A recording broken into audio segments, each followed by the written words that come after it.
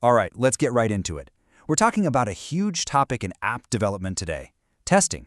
But we're going to go way beyond the usual marketing talk and really dig into the real cost, the actual trade-offs of using those cloud testing services. So if you're building an app, I'm willing to bet you've heard this 1,000 times. There's this idea out there, this one right way to do your testing if you want to be seen as a pro. And here it is, the heart of the sales pitch, that only an expensive, real device cloud is the only valid testing environment. I mean, that's the message, right? It's been pushed so hard by the big cloud providers that anything else is made to feel, well, kind of amateur. But you gotta ask, is that really the whole picture? Nah.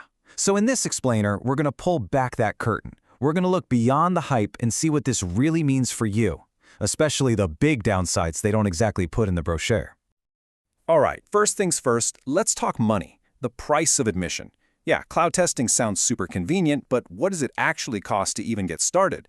Because as you're about to see, the price you see on the website, that's almost never the price you end up paying.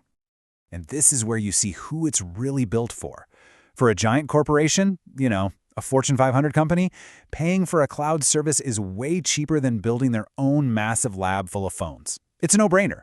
But for you, maybe an individual developer or a small startup, that same price tag is just prohibitively expensive. It's not even a question. And this is how those costs just explode. It's a concept our source calls the parallel testing tax. Think about it. Running your tests one after another is painfully slow. To get anything done quickly, you have to run them at the same time, in parallel. And guess what? The services know this, and they charge you a huge extra fee for that one absolutely essential feature. So you're on their website and you see a price like, say, $499 a month. And you think, okay, you know what? That's not cheap, but maybe it's manageable. We can swing that for basic access. But then, bam! The moment you add the parallel testing slots you actually need to be productive, your bill suddenly jumps to over $1,500 a month, or even more. All of a sudden, that manageable price has turned into a serious chunk of your budget. The takeaway here is huge. The price they advertise is almost never the real price. Okay, but it's not just about the money. Not even close. Let's get into our second big point, the lag. What you're really controlling when you use these services. Because there's this fundamental misunderstanding about what's happening on your screen. You think you're interacting with a real device, right? I mean, it looks like a phone on your monitor. You click, you swipe. It feels like you're controlling that physical device, even if it's hundreds of miles away. Well, you're not. Not really. What you're actually controlling is a video stream of that device. And that one little detail changes everything. Every single click, every swipe has to travel across the internet, get processed on the device, and then a video of the result has to travel all the way back to you. That takes time. And the consequences of that stream are very real. First, you've got input latency. That lag makes manual testing just frustrating. Then there's performance inaccuracy. A random network glitch can make your test fail, making you think your code is broken when it's perfectly fine. And for anyone who cares about design, that compressed video, it can totally mess with colors and blur those pixel-perfect details you're trying to check. Which brings us to our third major point. You start losing control.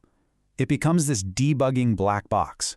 When something inevitably breaks, figuring out why is a whole different ballgame. Just think about it for a second. A test fails. So who's to blame? Is it your code? A bug in the test script itself? Was it just a random network hiccup? Or could it be a problem with the cloud provider system? The frustrating part is you often have no way of knowing for sure. And this is why it's so tricky. Just look at all these layers between you and the actual device. You've got your computer, their cloud infrastructure, the video stream, and then finally the physical phone. You're giving up that direct, hands-on control you'd have if the device was sitting right there on your desk. And that leads to even more hidden trade-offs. You're now totally dependent on the vendor's maintenance schedule. You can't just dive in and do any deep OS-level manipulation. And, let's be honest, you're uploading your unreleased, super-secret app code to a third party? That's always going to be a bigger security risk than keeping it local. So, okay, we've talked about the high price, the frustrating lag, and the loss of control.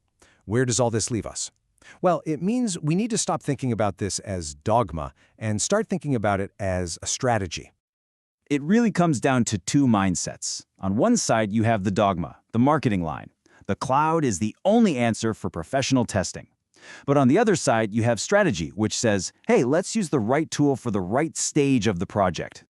And this is the real takeaway. A truly smart QA strategy isn't about choosing one thing over another. It's about mixing your tools.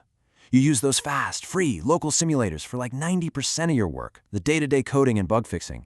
Then you bring in the expensive, real device clouds for what they do best, that final, wide-ranging validation right before you ship. So that really leaves us with the most important question of all. At the end of the day, a device cloud isn't good or bad. It's just a tool, with its own very specific strengths and weaknesses. The real challenge, the mark of a pro, isn't just blindly picking one tool.